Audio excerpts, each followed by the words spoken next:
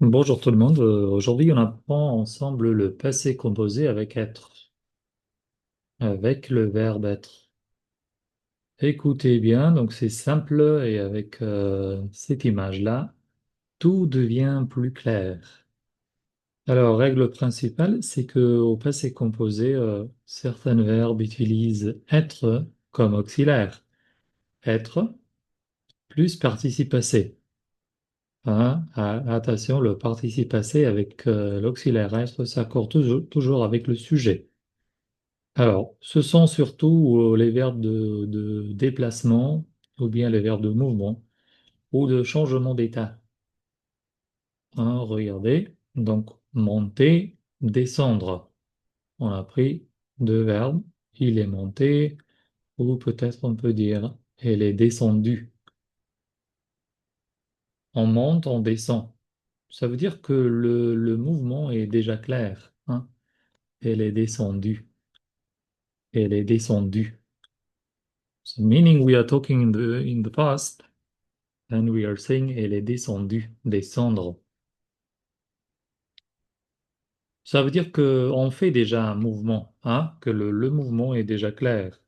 Puis on a entrer et sortir. Hein. Entrer, voilà, elle est entrée, il est sorti. Vous voyez qu'ici, donc, on voit très bien que ces verbes-là s'accordent bien avec le sujet. Par exemple, le sujet ici, c'est elle du genre féminin, puis on ajoute e, entrée.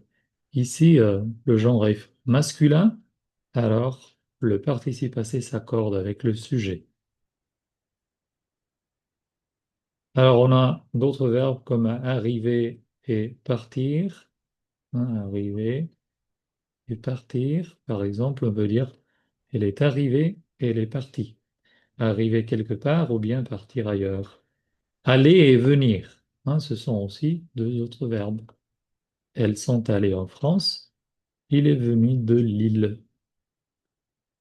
Puis donc on a retourné, hein, et passé. Il est passé, il est retourné. Ça veut dire qu'on fait encore des mouvements, encore être. Rester, ils sont restés. Voilà, ils sont restés. Here we use the plural form, rester. Pas de mouvement cette fois, mais c'est un état. Ça veut dire que c'est un état. Hmm. Elle est devenue, le verbe devenir, c'est devenu. So here we call it la maison d'être in French. Hein? And other we have naître et mourir. À mourir, ils sont morts en 1944. Elle est née en 1905. Two other verbs.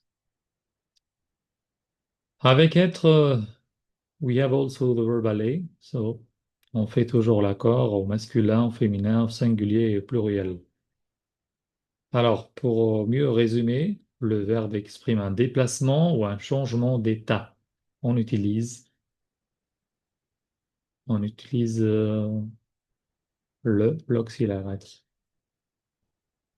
Alors, je pense que vous avez bien un peu compris mieux le passé composé avec être et qu'avec ces exercices-là, ça devient plus facile et plus logique. Merci et au revoir.